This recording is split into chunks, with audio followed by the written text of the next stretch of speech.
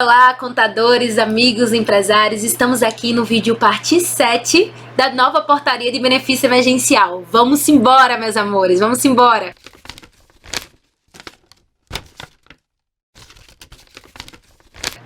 Eu queria agradecer até a vocês por estarem aqui no vídeo parte 7. Eu sei que é difícil, é muito vídeo para ver, mas eu fiz questão realmente de dividir essa portaria bem divididinho, para vocês conseguirem entender tudo e não ficar tão cansativo, né? E saibam que eu tô me esforçando muito para trazer essas informações para vocês. Então vamos embora, que esse assunto de hoje é maravilhoso desse vídeo, vai animar você, que é justamente sobre hipóteses de cessação do benefício emergencial. Então aqui ele vai dizer as hipóteses onde o benefício emergencial será extinto. Não vai pagar mais o benefício emergencial.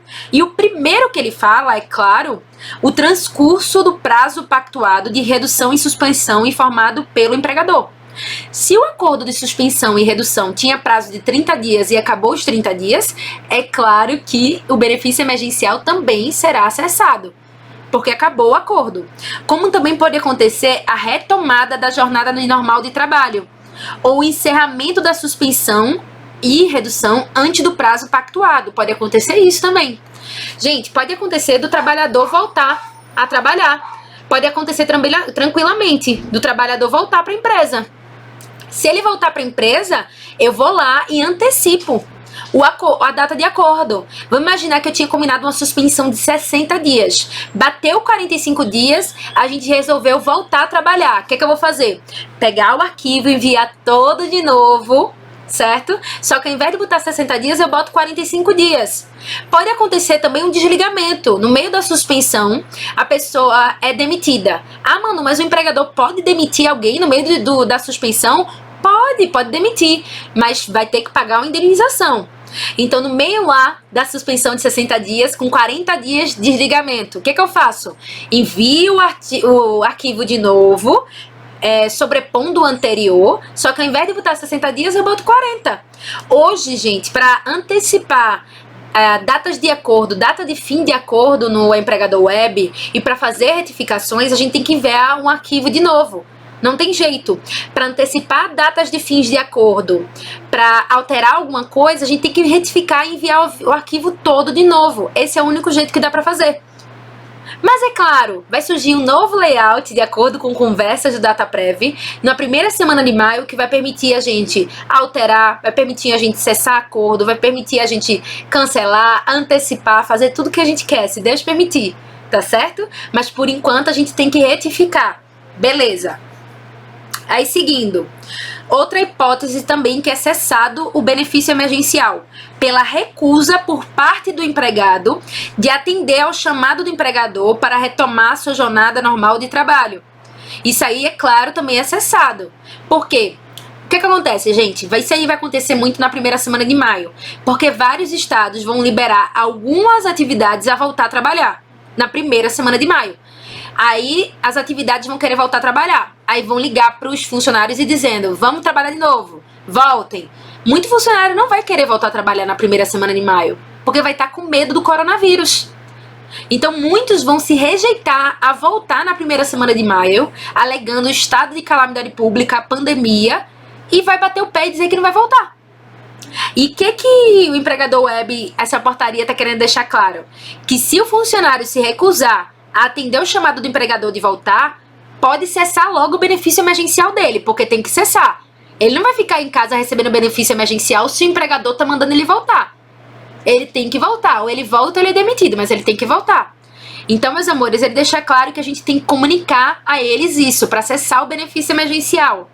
Como também o início de percepção de benefício de prestação continuada do regime geral da Previdência ou regime próprio, exceto o auxílio acidente e a pensão por morte.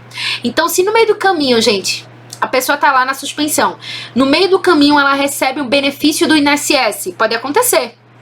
O que é que acontece? O benefício emergencial dela é cessado. Pode acontecer, gente, que no meio da suspensão a pessoa começa a receber licença maternidade. E muita gente diz, ah, Manu, mas ela vai deixar de receber o benefício emergencial? Vai! Porque as únicas exceções são auxílio acidente e pensão por morte. Se no meio da suspensão ela começar uma licença maternidade, o benefício emergencial dela será cessado, sim, com certeza. Ou um auxílio-doença, às vezes acontece. No meio do caminho lá da suspensão, a pessoa pega o Covid. Entra em auxílio-doença. O benefício emergencial dele será cessado, porque ou é o benefício previdenciário ou o benefício emergencial, um ou outro. E, é claro, a exceção é o auxílio-acidente e a pensão por morte. Como também pode acontecer o início de percepção do benefício do seguro-desemprego, gente. Se a pessoa no meio do caminho começar a receber o seguro-desemprego, o benefício emergencial será cessado também. Ou bolsa de qualificação. Por que essa bolsa de qualificação? Essa bolsa de qualificação é a bolsa dada naquela suspensão que tem na CLT, que é feita por meio de acordo coletivo, e quem paga é o trabalhador, é o Fundo de Amparo ao Trabalhador. Entendeu? Então tem na CLT, gente, um tipo de suspensão que o empregador consegue suspender o funcionário de 2 a 5 meses para que ele faça uma bolsa de qualificação profissional, que é paga pela empresa. Mas quem é que vai pagar o salário do trabalhador? O próprio Fundo de Amparo ao Trabalhador. E essa suspensão tem que ser feita por meio de acordo coletivo. Muita gente queria aderir a ela antes da SMP 936. E ele deixa claro, é óbvio, que se a pessoa começar a receber essa bolsa qualificação, ela perde direito a benefício emergencial. Como também se ela tiver posse em cargo público, cargo em comissão de livre nomeação e exoneração, emprego público ou mandato eletivo. Isso é muito importante. Se a pessoa assumir um cargo público, um cargo em comissão, emprego público, mandato eletivo no meio do benefício emergencial, vai deixar de receber. Além disso, por comprovação da falsidade e fraude. Se for comprovado, gente, alguma falsidade no envio das informações ou fraude, ele vai cessar o benefício emergencial. Não tenha dúvida disso. Como também pode acontecer a morte do beneficiário. Se o beneficiário morrer, é claro que o benefício emergencial será cessado. Então, hipóteses que pode acontecer a cessação do benefício. O término do acordo. O acordo era para acabar 30 dias. Acabou o acordo, acabou o benefício. A retomada ao trabalho, gente. A pessoa voltar a trabalhar, antecipar o término do acordo, acaba o benefício. Como também a pessoa cismar e querer ficar em casa e não voltar. Vai acabar o benefício dela, porque não é justo. Ela tinha que voltar. Como também, se você começar a receber o benefício de INSS ou até mesmo seguro-desemprego, com as exceções do auxílio-acidente e a pensão por morte, ou no meio do caminho você tem uma posse em cargo público ou cargo de comissão de livre nomeação, e por comprovação de falsidade, fraude e morte do beneficiário. E, além disso, compete ao empregador informar no prazo de 2 dias corridos, na forma prevista no artigo 10, as hipóteses do inciso 2 e 3º do caput, e aplicando-se o disposto no inciso 1 do parágrafo 3º do artigo 10, se a informação não for prestada e implicar no pagamento indevido do benefício emergencial. Tá, mano, o que isso quer dizer? Quer dizer que compete ao empregador informar no prazo de 2 dias corridos no empregador web, se acontecer as hipóteses do inciso 2 e 3, que é a retomada da jornada normal ou a cessação antes do prazo do acordo, como também a recusa por parte do empregado de voltar a trabalhar. Então, a recusa por parte do empregado ou a retomada ao trabalho, que os dois querem dizer inclusive a mesma coisa, ou a antecipação do término do acordo, nesses casos aqui, tem que ser informados em 2 dias corridos para o empregador web. A informação ela é obrigada a sair do empregador. O empregador é responsável por isso. Se por um acaso a gente não informar isso ao longo dos 2 dias corridos, o empregador poderá ter que ressarcir a União pelo aquilo que ela pagou. Então, se a União pagar indevidamente, pagar mais porque a gente não enviou dentro dos 2 dias de prazo corridos, o empregador é responsável por ressarcir a União. Por isso, gente, que é tamanha responsabilidade. Concorda comigo? Que responsabilidade gigante a gente tem. Se acontecer uma retomada da jornada, uma cessação antes do prazo do acordo, a gente tem que correr lá e jogar no empregador web, porque a gente tem 2 dias corridos. Caso ultrapasse esse tempo e a União pague algum valor a mais, o empregador vai ter que ressarcir. E é claro, ele vai tentar passar isso pra gente, né? Esse ônus aí da dívida pra gente. Então, realmente é muito importante que a gente cumpra todos os prazos. Como também, pulando alguns e daqui a pouco eu volto, O empregado deverá informar a ocorrência das situações previstas nos incisos 4º ao 6º, na forma prevista em ato da Secretaria Especial de Previdência e Trabalho do Ministério da Economia. Então, meus amores, do 4º até o 6º, quem é obrigado a informar é o empregado. Tá, mano, mas o que é do inciso 4º ao 6º? É justamente o início de percepção de benefício de INSS. Se por um acaso ele começar uma licença maternidade e auxílio doença, o responsável por avisar é o empregado. Com exceção, é claro, do auxílio, acidente e pensão por morte. Caso também um empregado comece um benefício de seguro-desemprego, ele também tem que avisar. Ou posse em cargo público, cargo em comissão de livre nomeação e exoneração, emprego público ou mandato eletivo, também tem que avisar. Ou por comprovação da falsidade na prestação de informações necessárias à habilitação. E, na verdade, amor, parou em posse em cargo público. Eu que saí falando agora. Então, na verdade, o empregado ele só é responsável por avisar se começar um benefício de INSS, avisar se começar um benefício de seguro-desemprego, avisar se começar um cargo público e só. Porque eu já tava me animando e faltando para falsidade de novo. Então, meus amores, o primeiro realmente ele vai cessar o benefício automaticamente. Se o acordo acabar, o empregador web vai entender e cessar o benefício automaticamente, mas o empregador, essa parte é empregador web, mas o empregador será responsável por avisar se retomar a jornada ou cessar o acordo mais cedo.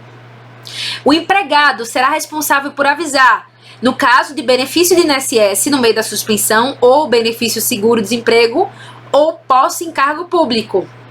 E o próprio empregador web vai analisar se tiver falsidade ou fraude e morte do empregado, do beneficiário. É assim que ele dá a entender em toda essa situação aqui. Certo, meus amores? E é claro, quando ele diz o trabalhador, ele quer dizer a gente, né? Porque o trabalhador vai nos avisar que tá com benefício do INSS e vai passar pra gente e provavelmente é a gente que vai falar. Provavelmente é a gente que vai comunicar pro empregador web. Então, meus amores, quando ele diz aí trabalhador, ele quer dizer o seguinte: o trabalhador vai ter que avisar ao empregador dessas informações, porque às vezes o empregador não vai estar sabendo. Então, o empregado é responsável por avisar, caso aconteça alguma coisa desse tipo, ao empregador, para que ele avise ao contador para enviar para o empregador web. Entendeu? No final é isso que vai acontecer.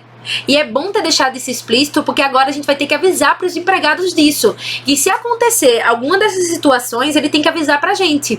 Benefício de INSS, auxílio doença, licença maternidade, e eles sempre vão avisar para a gente, porque isso são coisas necessárias. Mas uma posse de cargo público ou um benefício de seguro-desemprego, aí já é mais complicado, às vezes ele é de múltiplos vínculos.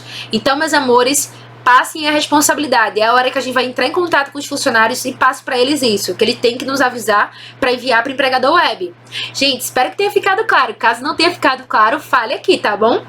Aí, dando continuidade, que tá bem pertinho de acabar esse vídeo, segura aí comigo, segura aí. Verificados indícios suficientes da ocorrência das hipóteses previstas de falsidade ou de comprovação de fraude, o pagamento do benefício será suspenso e o empregador será notificado para apresentar defesa no prazo de 5 dias, contados da data da comunicação. O benefício será restabelecido desde a sua data da suspensão, caso seja acolhida a defesa, ou será cessado, se esta foi julgada intempestiva ou improcedente. E o empregador poderá recorrer da decisão no prazo de 10 dias contados da comunicação da decisão. Então, meus amores, ele deixa claro aqui que, caso tenha indícios de falsidade, de fraude nas informações, o benefício emergencial será suspenso e a gente será notificado, provavelmente pelo empregador web. Quando a gente entrar lá na tela do empregador web, provavelmente vai estar lá a informação. E a gente tem um prazo de 5 dias para defender, fazer a defesa desse caso. A defesa relacionada à fraude e falsidade. Caso dê tudo certo a informação, a data de suspensão será restabelecida. Normal, tudo continua como se não estivesse acontecendo nada.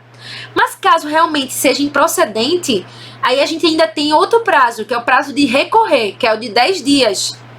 Então, meus amores, eles vão enviar primeiro uma notificação pra gente, que deve aparecer lá no empregador web. Olha, foi encontrado indícios de fraude, de falsidade das suas informações. Faça a defesa, você tem aqui o prazo de 5 dias, tá certo? Aí eu vou lá, tento recorrer, defendendo para 5 dias. Se der tudo certo, a data da suspensão ela é restabelecida tranquilamente. Mas se der tudo errado, eu tenho 10 dias para recorrer. E são os últimos 10 dias mesmos. Tá certo, gente? Isso aí é muito importante. Então perceberam que a gente vai precisar muito da ajuda dos nossos amigos advogados, porque a gente é contador. A gente pode até botar um embasamento legal, mas a gente vai precisar de ajuda a depender da complicação na defesa e na parte de recorrer. E, gente, agora vamos para o nosso último vídeo. Vocês não vão parar agora, né, gente? Até porque o último vídeo tem um ouro. Tem informação muito importante. Abraço a todos e até mais!